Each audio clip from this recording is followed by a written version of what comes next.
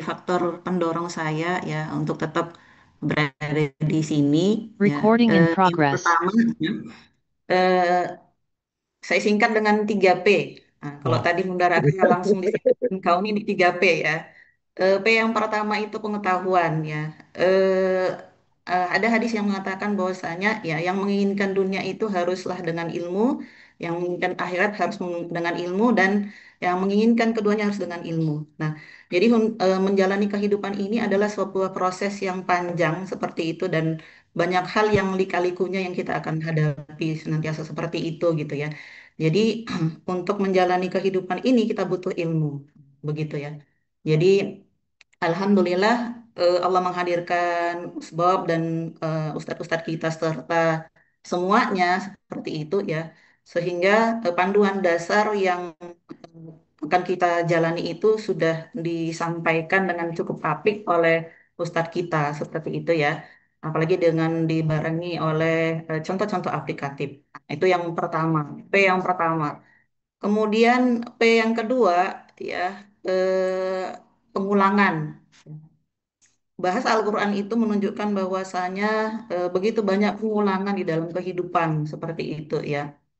Ini seolah mengatakan kepada kita bahwa eh, salah satu apa ya, ada hal yang menyebabkan manusia itu perlu mengulang-ulang kebaikan di dalam di dalam apa kesehariannya seperti itu ya.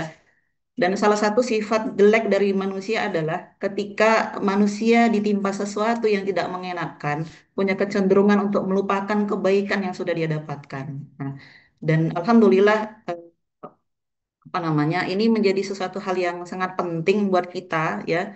Kenapa kita berkumpul setiap hari, bukan setiap hari deh, apa namanya, dengan waktu yang cukup intens seperti itu, ya. Kita diingatkan secara berulang oleh Allah, ya, yang disampaikan oleh guru kita seperti itu, gitu ya. Kemudian P yang ketiga itu partisipasi, ya, bahwa di dalam satu hadis disebutkan oleh Ibnu Abbas bahwa partisipasi kita menjaga amalan kebaikan dalam keadaan mudah dan lapang akan mendatangkan pertolongan Allah kepada kita ya. Jadi ketika seseorang dalam kondisi lapang itu beraktivitas kebaikan, nah saat kondisi sempitnya Allah akan menghitung ya, dia tetap dalam kondisi kebaikan seperti itu. Contohnya mungkin ketika kita dalam kondisi lapang kita beramal kebaikan ya, dan mungkin ketika kita apa kurang sehat seperti itu, Allah masih tetap menghitungkan bahwa kita tetap berada dalam kebaikan itu ya. Dan ini mungkin menjadi apa namanya faktor penguat kita semua untuk tetap berada bersama dalam barisan sebuah kebaikan. Uh, itu menjadi apa namanya tiga hal yang menjadi faktor pendorong bagi saya terutama ya untuk tetap berada dalam barisan ini seperti itu.